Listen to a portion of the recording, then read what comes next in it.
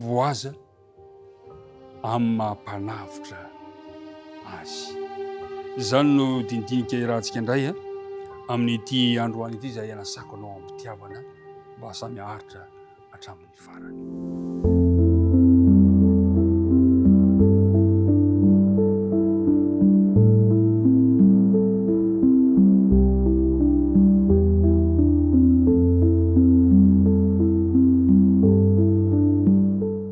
Manimerina mandrakariva manolotra ny fiarabana antsika tsirairay avy.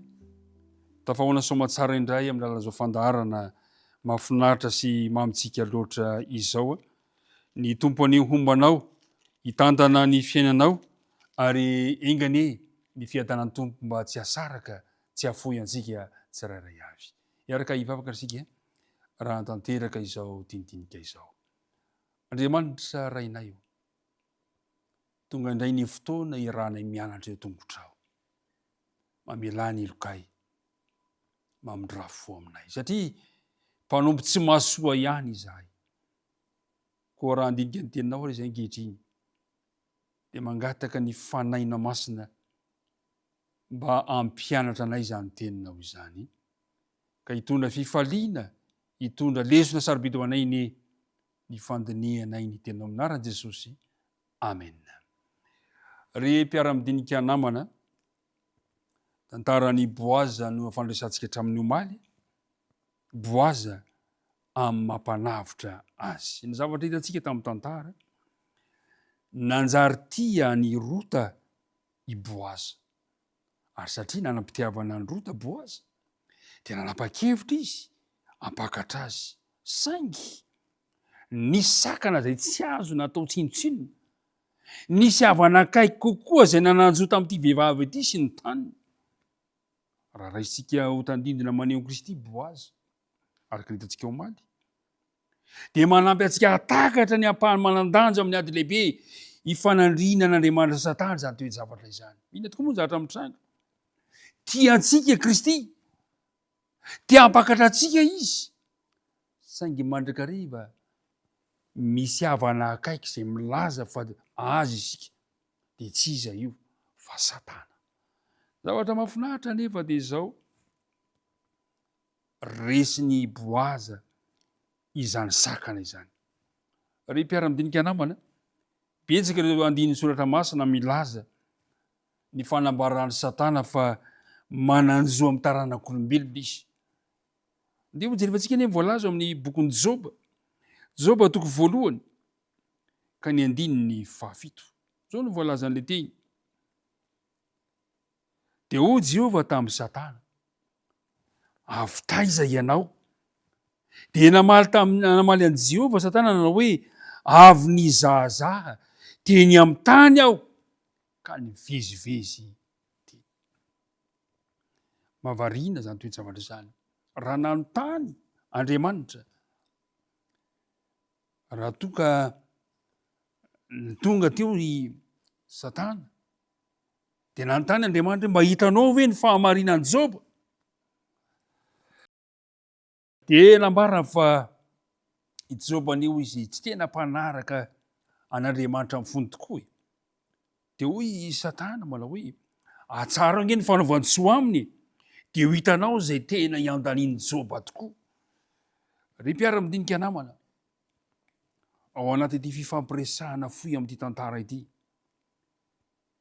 dia tena hita hoe mieritreritra Satana fa azy isika. Ao amin'ny bokon'ny Joda, ao amin'ny bokon'ny Joda ihany koa dia andeha ho jerentsika ny fiheveran'i Satana fa mananjoa amintsika olombelona Satana. Ao amin'ny Joda toko andininy fahasivy dia izao no voalazany. Fantatsika tsara fa rehefa maty Mosesy dia tao aorian'ny nandevenana azy dia natsangana tamin'ny maty izy. Inona ny zavatra mitranga tao aorian'izay toe-javatra izay? Izao no voalaza, fa Mikaela arkanjely aza raha niady tamin'ny devoly ka nifanditra tamin'ny faty Mosesy, dia tsy sany teny ratsy nameloko azy fa hoy izy hoe, ananatra anao any Jehovah. Ry mpiara-midinika namana, hitantsika eto fa miezaka mandrakariva i Satana, mieritreritra fa isika dia sakaizany. Eto anefa dia izao, noho ny efa hitany fa vonanapaka ny fefy avy tamin'ity tranomaizina maingy ity sy manatona ny fasana misy Mosesy miaraka amin'ny andiny anjely mamirapiratra ilay andriana ny lanitra dia taitra izy ka niazakazaka miaro ny toe-panjakana ary nambarany fa babony any Mosesy afa-tsy hoe ny tsy fitandreha manodidina Andriamanitra ny nakany ny tena voninahitra tokony an Jehova dia mahameloko azy zany rehetrarehetra zany kanefa manoloana zany toe-javatra zany natsangana tamin'ny maty Mosesy. Takan'izany koa ry mpiara-midinika namana no nataony Boaza nakany ambavadin'ny tanàna Betlehema Boaza ao amin'ny bokin'ny Rota toko fahaefatra no atantsika ny tantara zay toerana nahaterahan'i Kristy teto amin'ity tanitsika misy antsika ity amin'ny mampanavotra antsika azy nivory teo ireo loha olona ary tamin'izany voalaza ny soratra masina fa nisy fifanakalozana kapa tamin'izay fotoana izay tamin'ny farany indrindra zay tandindina mahatompo ny tany any Boaza manomboka eo ka vokan'izay toe-javatra izay azo ny natao ny nanambady any Rota.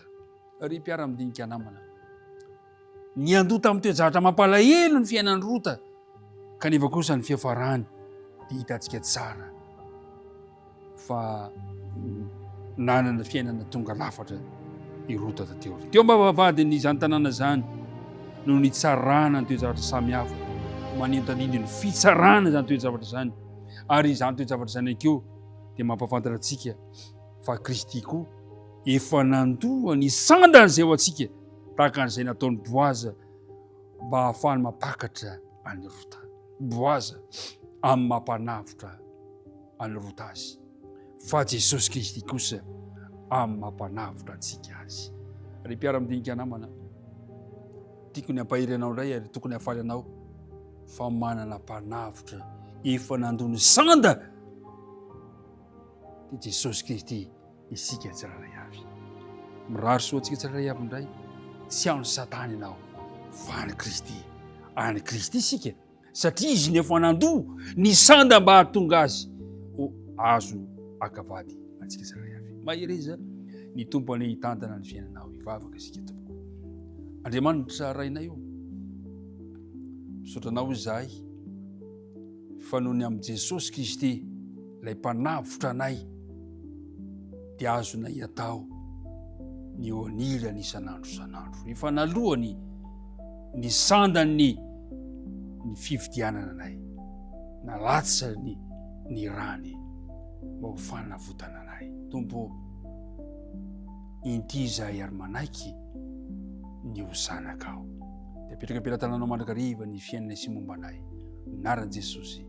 Amen.